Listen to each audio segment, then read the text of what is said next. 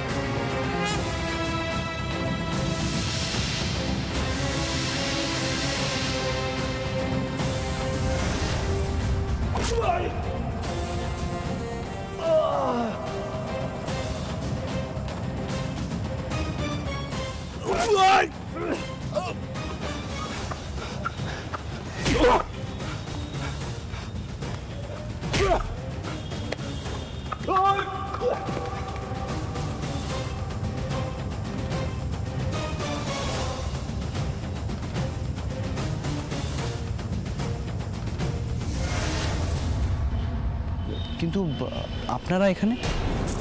আমরা এসেছিলাম, মানে আপনারা কি এই মন্দিরেই আসেন? আসলে আমরা এসেছিলাম। সঞ্চয়, আমাদের ক্ষমা করে দিও সঞ্চয়। এটা কি করছেন মা? কি বলছেন এগুলো? আমি তো কিছুই বুঝতে পারছি না। আপনি প্লিজ খুলে বলুন। এমন খাঁটি মানুষের থেকে কিছু লুকোতেও পারছি না। তোমাকে সন্দেহ করে আমরা এখানে এসেছিলাম। হ্যাঁ সঞ্চয়, আমি ভেবেছিলাম তুমিই বোধহয় আমার গুগলিকে ঠকিয়ে আরেকটা বিয়ে করতে যাচ্ছ। তুমি বোধহয় আমার গুগলিকে মেরে ফেলতে চাও। সঞ্চয়, আমাকে তুমি ক্ষমা করে দাও। আসলে বাড়িতে এরকম পরিস্থিতি তো আমার মাথা ঠিক ছিল না। আমি বুঝতে পারিনি কে ঠিক কে ভুল। আমি সব দোষ আমারই। আমার জন্যই অলকা আর ইন্দ্রবাবু তোমাকে ভুল বুঝেছে। আমি অনেক বড় ভুল করে ফেলেছিলাম। আমি বুঝতে পারিনি তুমি এত বড় মনের মানুষ। না না, কি বলছেন এগুলো? দেখুন, আপনাদের আশীর্বাদ আমার সাথে রয়েছে বলেই তো আমি মানুষকে সাহায্য করতে পারছি। এভাবে বলবেন না প্লিজ। আন্টি, ডাক্তারদা আমাদের ভগবানের মতো মানুষ। উনি শুধু অল্প টাকায় গরিবদের চিকিৎসাই করান না, আমার মতো অভাগীদের পাশে দাদা হয়েও দাঁড়ান। হ্যাঁ, কিন্তু এরা কারা ছিল? আমার জ্যাঠতুতো দাদারা গুন্ডা ভাড়া করে এনেছিল এই বিয়ে ভাঙার জন্য। কেন? আসলে আমার জ্যাঠারা খুব বড় লোক, আর সেই জায়গায় দাঁড়িয়ে এই যে আমি দীপকে ভালোবাসি, ইনফ্যাক্ট ওর সাথেই সারা জীবন কাটাতে চাই, কিন্তু ওর বাড়ির অবস্থা সেরকম নয় দেখে জ্যাঠারা আমাদের বিয়েটা মানতে চায়নি। কেউ আমাদের পাশে এসে দাঁড়ায়নি, শুধু ডাক্তারদা আমাদের পাশে এসে দাঁড়িয়েছে। বলেছে ভালোবাসায় ছোট বড় উঁচু নিচু সব কিছু ভেদাভেদের ঊর্ধ্বে। একদম ঠিক বলেছি। তারপর ডাক্তারদাই আমার স্বামীকে কাজ জোগাড় করে দেয়, আর আজকে নিজে দাঁড়িয়ে থেকে আমাদের বিয়েও দিল। এই ঋণ আমরা কোনোদিনও ভুলতে পারবো না। সঞ্চয়, আমি অজান্তেই যে ভুল করে ফেলেছি। আমি জানি আমরা তোমার চোখে খুব ছোট হয়ে গেছি। একেবারেই না। আপনাদের জন্য আমার ভেতরে যে শ্রদ্ধা, যে ভালোবাসা ছিল, সেগুলো একই আছে, বরং আরও বেড়েছে। দেখুন, আপনারা আপনাদের সন্তানকে এতটাই ভালোবাসেন যে এত দূর অবধি ছুটে এসেছেন। তাছাড়া সত্যি কথা বলতে, বাড়িতে যে পরিবেশ, সাথে সোহাগের শরীরটা যেভাবে দিন দিন খারাপ হচ্ছে, তাতে আমি আপনাদের জায়গায় থাকলে আমিও সবাইকে সন্দেহ করতাম। আপনাদের চিন্তা হওয়াটাই তো স্বাভাবিক। আমার চিন্তা তো দিনে দিনে বেড়েই চলেছে সঞ্চয়।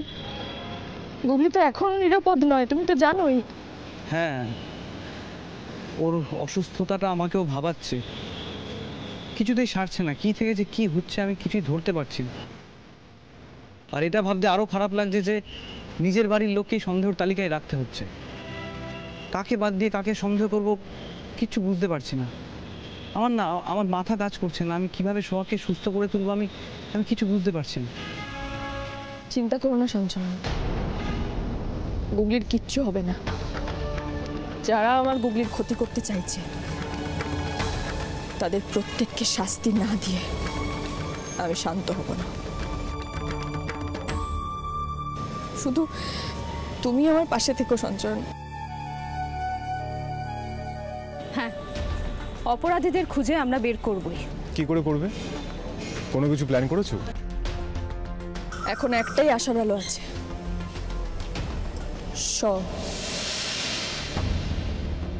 যে এই কাজটা করেছে তার নাম শ দিয়ে শুরু। এই শ দিয়ে যাদের নাম শুরু তারা প্রত্যেকে আমার সন্দেহের তালিকায় রয়েছে। এবার শুধু এটা দেখার কোন শয়ে শয়তান আছে।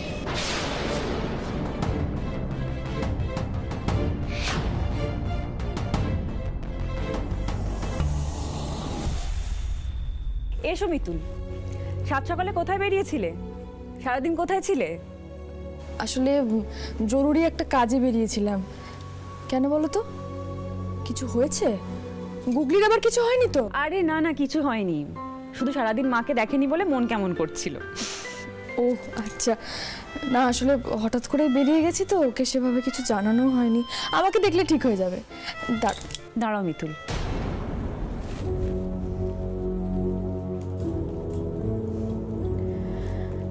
এই হারটা তুমি রেখে দাও, এটা আমি নিতে পারবো না। আমি তো এটা তোমাকে দিয়েছি মনোরমা দি, এটা তোমারই হার, কেন ফিরিয়ে দিচ্ছ আমাকে? আমি তো তোমায় বারণ করেছিলাম মিতুল, গয়নার মতো কোনো জিনিস এ বাড়ির কাউকে উপহার হিসেবে দিও না। ওটা উপহার নয়। কি তোমায় বলেছিলাম তো? তুমি আমায় কথা দিয়েছিলে, তারপরেও তুমি হারটা কেন দিলে? দাদা, আসলে অত কিছু ভেবে আমি দিইনি, বুঝতে পারিনি। দেখো, আমি তোমার দাদার মতো, আমি তোমায় বলতে বাধ্য হচ্ছি, তুমি কিন্তু অবাধ্যতা করছো। দেখুন, আপনার কথাটা আমি বুঝতে পারছি দাদা, কিন্তু দেখো, এত কথা আমি বুঝতে চাই না। আমি চাই যে আমার ছেলে এবং বৌমা তারা শান্তিতে থাক, তাদের সুখ আমি প্রার্থনা করি। হ্যাঁ, তুমি এ বাড়িতে আমার বৌমার মা হিসেবে আছো, তার দেখাশোনা করছো, তার খেয়াল রাখছো, এতেই আমি খুশি। কিন্তু মানুষকে ভালোবাসা, তার সাথে সম্পর্ক ঠিক রাখতে গেলে যে উপহার দিতে হবে এর কোনো মানে নেই। তুমি তুমি হারটা ফেরত নিয়ে নাও, আর কখনো এইরকম যৌতুক এ বাড়ির কাউকে দিও না। কিন্তু দাদা। মিতুল, আমি যা বলছি ভেবেচিন্তেই বলছি। যার জিনিস তার কাছে থাকাই ভালো।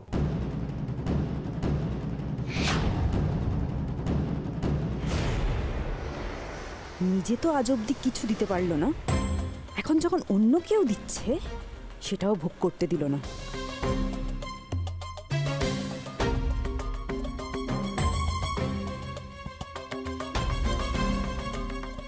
মিতুল, এই হারটা তুমি রেখে দাও, এটা তোমাকেই ভালো মানাবে। কিন্তু তোমার তো এরকম একটা হারের শখ ছিল মনোরমা দিদি। শখ তো অনেক কিছুরই থাকে, সব শখ কি পূরণ হয়? এই হারটা আমি পরতে পারবো না মিতুল, তোমার দাদা খুব রাগ করবে এই হার যদি বাড়িতে দেখে। এটা তোমার কাছেই রেখে দাও।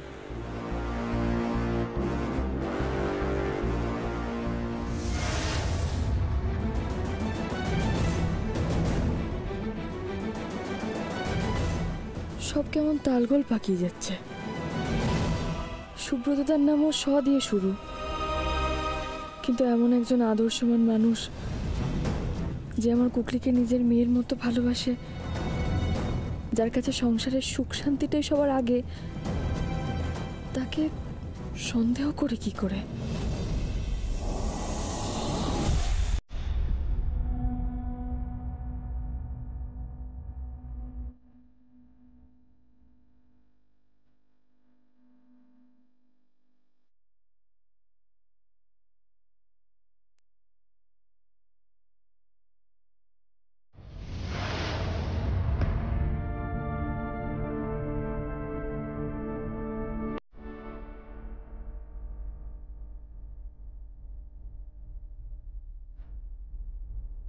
হ্যালো আলুকা। হ্যাঁ দিদিভাই বলো, ওই বাড়িতে কেউ কিছু বোঝেনি তো? না, কেউ কিচ্ছু বোঝেনি। স দিয়ে যাদের নাম বাকি থাকছে তাদের মধ্যে সুব্রতদা, সুপ্রতিকা, সুতীর্থ, এই তিনজনই রয়েছে। আর আমার কি মনে হয় জানো তো, সুব্রতদা এই সব কিছুর মধ্যে জড়িত না। দিদিভাই মনে হওয়া দিয়ে কিচ্ছু হবে না। বিশ্বাস করে মেয়েটাকে ওই বাড়িতে পাঠিয়ে দেখলে তো কি হলো? কাউকে সন্দেহের বাইরে রাখা যাবে না। মানছি দিদিভাই যে সঞ্চয়নের উপর আমাদের সন্দেহ করাটা ভুল হয়েছে, কিন্তু এটা তো ক্লিয়ার যে সঞ্চয়নের আগে স্ত্রীকে খুন করা হয়েছে, আর সেই অপরাধী এবার গুগলিকেও খুন করার প্রস্তুতি নিচ্ছে দিদিভাই। সেটা তো বুঝতেই পারছি, কিন্তু প্রমাণ না পাওয়া পর্যন্ত কিছু করতে পারবো না আমরা। মানে কাউকে ধরতেও পারবো না আর কিছু বলতেও পারবো না। এখন একটাই উপায় দিদিভাই, যে কজনকে সন্দেহ হচ্ছে সব কটাকে থানায় তুলে না ঘাকতে দিলে সত্যিটা বেরিয়ে যায়। না অলকা, তুমি এরকম কিছু করো না। তাতে আমার গুগলির সংসারে ভাঙন ধরবে, ভেঙে যাবে ও সংসার। আর তাছাড়া মনোরমা দি যতই ভালো মানুষ হোক না কেন, মনোরমা দিদিও তখন গুগলিকে ভালো চোখে দেখবে না। দিদিভাই ওই খুনে বাড়িতে এখনো তুমি মেয়েকে রাখতে চাও? অলকা, ব্যাপারটা সেটা নয়। আমার মেয়েটা খুব ভালোবাসে সঞ্চয়নকে। আর আমাদের আরো একটা কথা ভাবতে হবে, যতক্ষণ না আমরা কোনো প্রমাণ পাচ্ছি তার আগে আমরা কাউকে কিছু বলতে পারবো না। বা তার আগে যদি বাড়ির কাউকে যদি থানায় নিয়ে যাওয়া হয়, তাহলে সবার আগে গুগলি আমাদের ভুল বুঝবে, ওর চোখে খারাপ হয়ে যাব আমরা। ঠিকই বলেছো দিদিভাই, আমি এই দিকটা ভেবে দেখিনি। এইভাবে হবে না, আমাদের অন্য রাস্তা খুঁজে বের করতে হবে। চিন্তা করো না দিদিভাই, ডেস্টিনেশন যখন আমরা জানি, রাস্তা একটা না একটা ঠিকই বেরোবে। হাতে সময় কিন্তু খুব কম অলকা। কে কে ওখানে? অলকা, তোমাকে আমি একটু পরে ফোন করছি। কি হয়েছে দিদিভাই? পরে ফোন করছি, দাঁড়াও। ওকে। কে ওখানে? কে কে ওখানে? কে ওখানে? কি হলো, সাড়া দিচ্ছে না কেন? কে ওখানে? কি হয়েছে মিতুল, তুমি এত রাতে ঘরের বাইরে গেলে? আর এত রাতে এভাবে চেঁচাচ্ছিলেই বা কেন? বাড়িতে একটা প্যারালাইজ পেশেন্ট আছে, সেটা তো খেয়াল রাখতে হবে। তিনজনেরই নাম স দিয়ে। আর ছায়া যেদিকে পালালো, লাইট জ্বলার সাথে সাথে ওই দিক থেকে সবাই আসলো। এদের মধ্যেই একজন কেউ আড়ালে দাঁড়িয়ে আমার কথা শুনছিল, তারপর পালিয়ে গেল। মানে এদের মধ্যে একজন আসল অপরাধী। কিন্তু কে হতে পারে?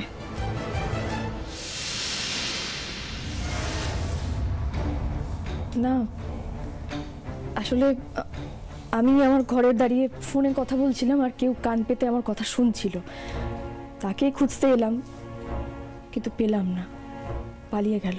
বাহ, আপনি তো বড় গোয়েন্দা হয়ে গেছেন দেখছি। কি শুরু করে দেন কি? সকালবেলা চোর পুলিশ খেলছেন, রাত্রিবেলা আড়ি পাতা ধরছেন, মাঝরাতে চেঁচামেচি করে পুরো বাড়ি মাথায় করছেন। আর কতদিন চলবে এসব? হ্যাঁ দেখো, তোমার এনার্জিও বেশি থাকতে পারে, কৌতূহলও বেশি থাকতে পারে, আমাদের এসব নেই। এই বাড়িতে কিন্তু আর এসব চলবে না। হ্যাঁ, আমরা কেউ এসব বরদাস্ত করবো না। আপনার খেলা আমি বুঝে গেছি, বেশি খেলতে দেবো না, কিন্তু বাড়াবাড়ি করলে না এবার শাস্তি হবে। এই, কার সাথে কি কথা বলছিস? কোনো জ্ঞান আছে তোর? সবসময় কি তুই নেশার ঘরে থাকিস? সুপ্রতীক, এখানে দাঁড়িয়ে না থেকে ওকে ঘরে নিয়ে যা। জানোয়ার তৈরি হচ্ছে। এই সুদীপ্ত তুই একদম চুপ কর তো, চল এখানে চল, তুই আর কথা বলবি একদম চেঁচামেচি করে চল। আরে কেন করবো না, বলবো না কেন? না মাঝরাতে বাড়ি থেকে বার করে দেবো, গলা নিচে সবাই ঘুমাচ্ছে। আমার জন্য অশান্তি করবেন না আপনারা, আমারই দোষ, আমি কাউকে না দেখে চিৎকার করা শুরু করে দিয়েছি। এই চ চ চ চ এখান থেকে চ, দাদা তুমি শুয়ে পড়ো, চ। তুই কেন চেঁচামেচি করছিস বলতো রাত্রিবেলা, এখন বাবার জানিস মাথা ঠিক নেই। মিতুল তুমি ঘরে গিয়ে ভেতর থেকে ভালো করে দরজাটা বন্ধ করে দাও, আর বারান্দার আলোটা আজকে সারা রাতই চলবে। তুমি আবার মাঝখানে বেরিয়ে পড়ো না আবার।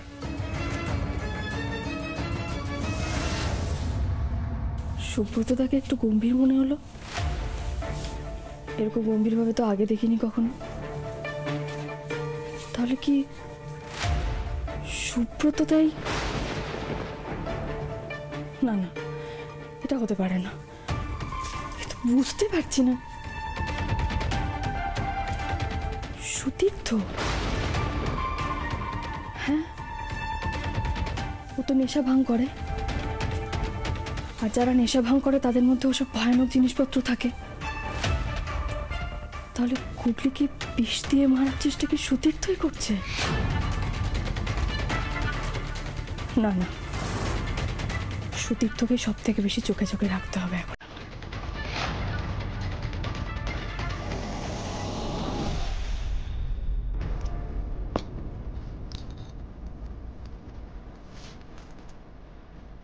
ওরকম ভাবে কি দেখছিস মিতুল মা? ফিল্টারের জলে আবার কি থাকবে? তাও সাবধানের তো মান নেই।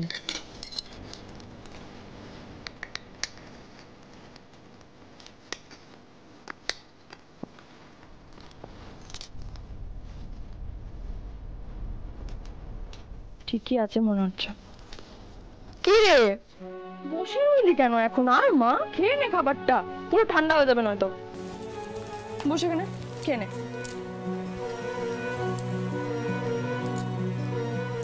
শুধু জলটা খেয়ে পেট ভরাস না, খাবারটাও খেতে হবে। খেয়ে নে, তুই খেতে থাক, আমি আলমারিটা গিয়ে গুছিয়ে দিয়ে আসি। আলমারি তো যা তা অবস্থা করেছিস, একটা জামা নিতে গেলে তো পুরো আলমারি অগোছালো করে রেখে দিস। দাঁড়া গিয়ে ঠিক করে দিয়ে আসি। কি হলো মিতুল, সকাল সকাল মেয়েটাকে এত বকাবকি করছো কেন? তুমি যাও গিয়ে আলমারি গুছাও, আমি দেখছি, ওকে খাইয়ে দিচ্ছি। না না মা, আমি নিজে খেয়ে নিতে পারবো। কেন নিজে খাবে কেন? আমার কাছে লজ্জা করছে? আর মিতুল মা যদি বলতো তখন কি না করতে? না না মা, আমি ওই জন্য বলিনি, আপনার তো আরো অন্য কাজ আছে। আমার কোনো কাজ নেই, এই মেয়েটাকে সুস্থ করা ছাড়া এখন আর আমার কোনো কাজ নেই।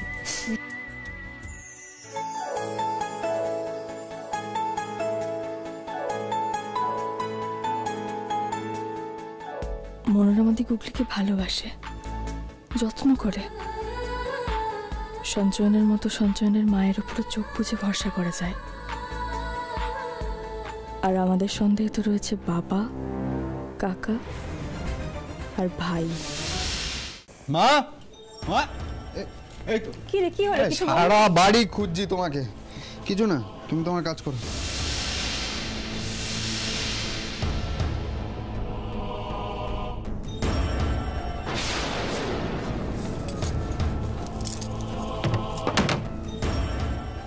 আসছি। নাও মা, তাড়াতাড়ি খাও, এইটুকু তো দিলাম। হ্যালো, হ্যাঁ সামন্তদা বলুন। কি আমাকে এক্ষুনি অফিসে যেতে হবে? জরুরি কাজ আছে? আচ্ছা আচ্ছা ঠিক আছে, আমি আসছি। হ্যাঁ। আরে মিতুল, তুমি এখন কোথায় যাচ্ছ?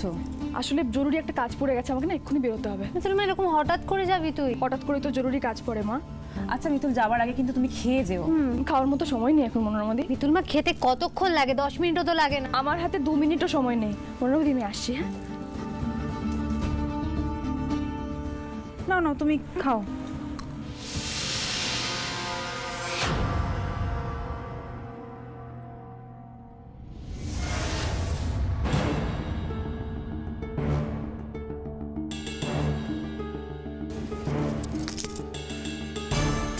কামারগলি যাবে? হ্যাঁ যাবে।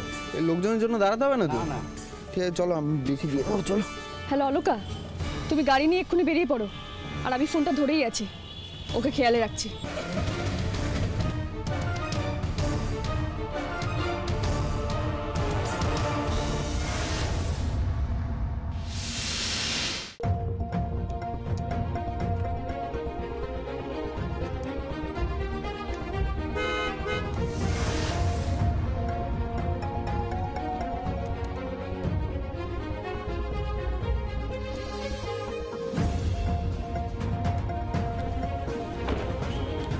দিদিভাই?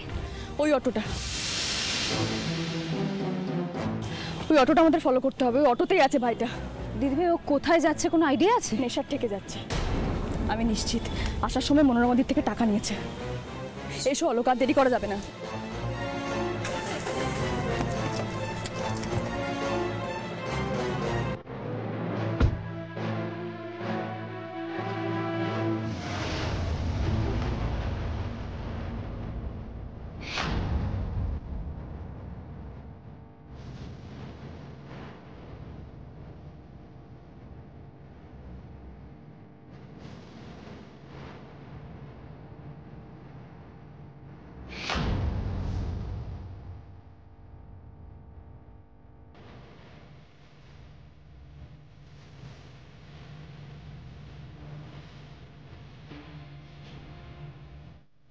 তুমি ঠিক ধরেছো দিদিভাই, ইঁদুর সেই গর্তে এসেই ঢুকেছে। ওকে ধরতে হবে অলোকা।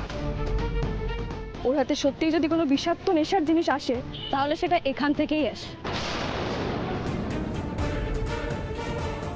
চলো আর দেরি না করে ওকে ধরি।